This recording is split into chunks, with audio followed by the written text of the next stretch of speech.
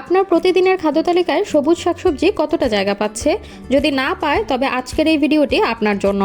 আজ আমরা জানবো কেন সবুজ শাকসবজি খাওয়া আমাদের স্বাস্থ্যের জন্য অপরিহার্য এবং কিভাবে এটি আমাদের জীবন বদলে দিতে পারে। সবুজ শাকসবজি যেমন পালং শাক, লাল শাক, মূলা শাক বা ধনেপাতা, এগুলোতে প্রচুর ভিটামিন, মিনারেলস, ফাইবার এবং অ্যান্টিঅক্সিডেন্ট রয়েছে। আমরা সকলেই জানি ভিটামিন এ চোখের স্বাস্থ্যের জন্য অপরিহার্য, ভিটামিন সি রোগ প্রতিরোধ ক্ষমতা বাড়ায়, আয়রন রক্তশূন্যতা প্রতিরোধে সাহায্য করে এবং ফাইবার হজম ক্ষমতা ভালো রাখে ও ওজন নিয়ন্ত্রণে সাহায্য করে। এগুলো আমাদের শরীরের প্রতিটি কোষকে সঠিকভাবে কাজ করতে সাহায্য করে।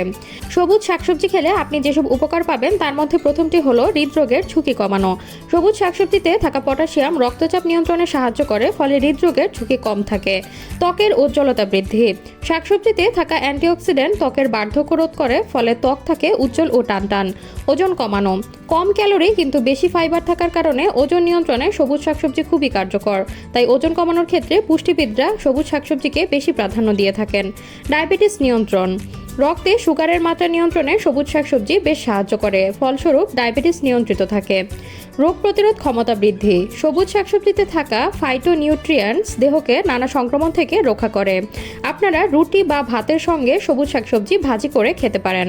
তবে অনেকেই আছেন ভাতের সাথে শাকসবজি ভাজি খেতে পছন্দ করেন না।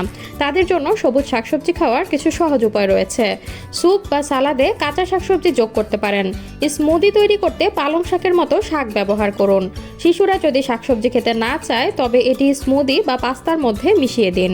খাবারের রঙিন উপস্থাপন শাকসবজিকে আরও আকর্ষণীয় করে তুলতে পারে।